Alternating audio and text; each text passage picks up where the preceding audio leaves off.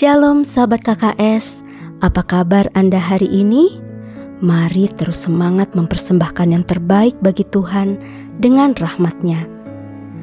Bilangan 7 bicara mengenai persembahan pada waktu pentahbisan kemah suci. Tubuh kita adalah kemah Allah, maka tubuh harus dipersembahkan kepada Tuhan sebagai persembahan yang hidup, kudus, dan berkenan. Awal saya melayani Tuhan adalah dari Roma 12 ayat 1. Karena tubuh adalah bait Allah. Tidak berhenti di tubuh, tapi segala yang ada di sekeliling saya, semua berkat itu untuk kemuliaan Tuhan. Saya membuka rumah untuk praise and worship, membuat seluruh perabotan di rumah untuk memuliakan Tuhan, mobil bukan untuk kedugem dan tempat maksiat, tapi untuk kendaraan pelayanan, alat musik untuk memuji Tuhan. Dampaknya, seluruh isi rumah untuk kemuliaan Tuhan. Tidak ada pertengkaran dan perselisihan di dalam keluarga. Yang ada adalah damai sejahtera yang berdampak untuk pemulihan keluarga-keluarga. Bilangan 7 ayat 1 dan 3. Pada waktu Musa selesai mendirikan kemah suci, diurapinya dan dikuduskannya itu dengan segala perabotannya, juga mesbah dengan segala perkakasnya, dan setelah diurapi dan dikuduskannya semuanya itu, sebagai persembahan dibawa mereka ke hadapan Tuhan. 6 kereta beratap dengan 12 ekor lembu, 1 kereta untuk 2 orang pemimpin, dan 1 ekor lembu untuk 1 orang pemimpin. Lalu mereka membawa semuanya itu ke depan kemah suci. Bilangan 7 ayat 89. Apabila Musa masuk ke dalam kemah pertemuan untuk berbicara dengan dia, maka ia mendengar suara yang berfirman kepadanya dari atas tutup pendamaian yang di atas tabut hukum Allah, dari antara kedua kerub itu. Demikianlah ia berfirman kepadanya. Hosea 4 ayat 6. Umatku binasa karena tidak mengenal Allah. Karena engkaulah yang menolak pengenalan itu, maka aku menolak engkau menjadi imamku. Dan karena engkau melupakan pengajaran Allahmu, maka aku juga akan melupakan anak-anakmu. Tuhan sudah menyediakan banyak hal untuk kita belajar. Ada kitab suci, ada Roh Kudus saat kita percaya Yesus, ada khotbah-khotbah pengajaran, ada video-video khotbah, ada buku-buku rohani. Masalahnya, di mana sehingga orang itu tidak tahu kalau dia dirasuk arwah? Karena tidak mau belajar. Sering dengar nggak orang berkata, kamu kayak pendeta aja, ngomongnya firman melulu. Aku udah pernah khatam baca Alkitab, aku sudah tahu. Dan dia memutuskan tidak membaca dan belajar lagi. Apa manifestasi orang dirasuk arwah? Seperti di Imamat 20 ayat 27. Dia berarti dikuasai roh-roh dunia. Galatia 4 ayat 9. Sangat sulit dia untuk berbuah roh. Galatia 5 ayat 22-24. Jadi, salahnya siapa? Apa salah Tuhan? Tidak.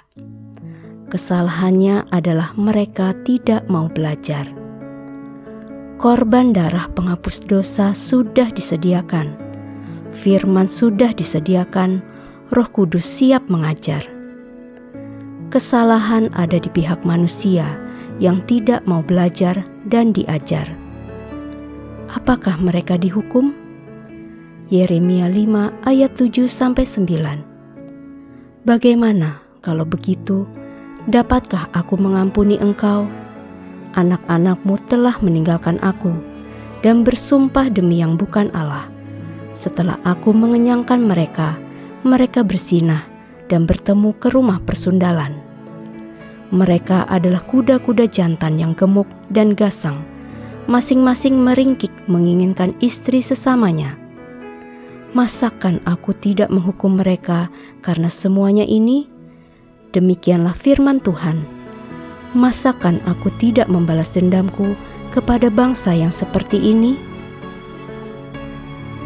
Yohanes 3 ayat 17-21.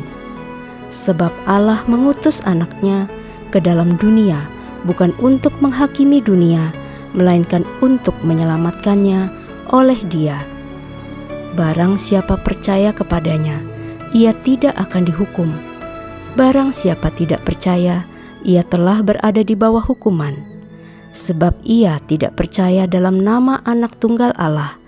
Dan inilah hukuman itu: terang telah datang ke dalam dunia, tetapi manusia lebih menyukai kegelapan daripada terang, sebab perbuatan-perbuatan mereka jahat. Sebab barang siapa berbuat jahat, membenci terang dan tidak datang kepada terang itu, supaya perbuatan-perbuatannya yang jahat itu tidak nampak. Tetapi barang siapa melakukan yang benar, ia datang kepada terang, supaya menjadi nyata bahwa perbuatan-perbuatannya dilakukan dalam Allah. Yohanes 12 ayat 47-48. Dan jikalau seorang mendengar perkataanku tetapi tidak melakukannya, aku tidak menjadi hakimnya, sebab aku datang bukan untuk menghakimi dunia, melainkan untuk menyelamatkannya. Barang siapa menolak aku dan tidak menerima perkataanku, ia sudah ada hakimnya, yaitu firman yang telah kukatakan. Itulah yang akan menjadi hakimnya pada akhir zaman. Dalam Bilangan 8 dibahas mengenai kandil. Kandil bicara tentang terang. Allah itu terang. Penciptaan Kejadian 1, hari pertama, Tuhan menciptakan terang. 1 Yohanes 1 ayat 5-6. Dan inilah berita yang telah kami dengar dari Dia dan yang kami sampaikan kepada kamu. Allah adalah terang, dan di dalam Dia sama sekali tidak ada kegelapan. Jika kita katakan bahwa kita beroleh persekutuan dengan Dia, namun kita hidup di dalam kegelapan, kita berdusta dan kita tidak melakukan kebenaran. Matius 5 ayat 14-16. Kamu adalah terang dunia. Kota yang terletak di atas gunung tidak mungkin tersembunyi. Demikianlah hendaknya terangmu bercahaya di depan orang, supaya mereka melihat perbuatanmu yang baik dan memuliakan Bapamu yang di sorga. Jadi, sejak awal Tuhan bicara tentang terang. Allah itu terang, kita adalah terang dunia. Pentahbisan orang Lewi. Lewi dikhususkan untuk melayani Tuhan. Ada banyak persyaratan dan aturan yang harus ditaati sebagai pelayan Tuhan, yaitu hidupnya suci, kudus, tahir.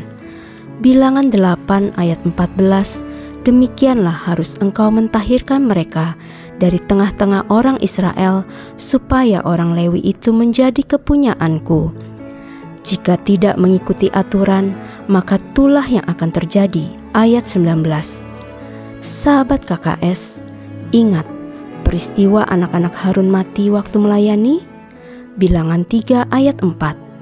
Tetapi Nadab dan Abihu sudah mati di hadapan Tuhan di padang gurun Sinai. Ketika mereka mempersembahkan api yang asing ke hadapan Tuhan, mereka tidak mempunyai anak. Bagi yang sudah melayani, jangan sampai membawa api asing berupa dosa tersembunyi yang disimpan rapat-rapat. Bisa percabulan, iri hati, kepahitan, segala macam konflik batin. Saya masih ingat ucapan hamba Tuhan besar, almarhum Petrus Agung. Seorang raja itu meninggal di rumahnya dalam penjemputan kereta Tuhan dan semarak para malaikat surgawi. Dan beliau membuktikan ucapannya. Tahun 2016, beliau meninggal di rumahnya. Saat dibawa ke rumah sakit, sebenarnya sudah meninggal di rumah.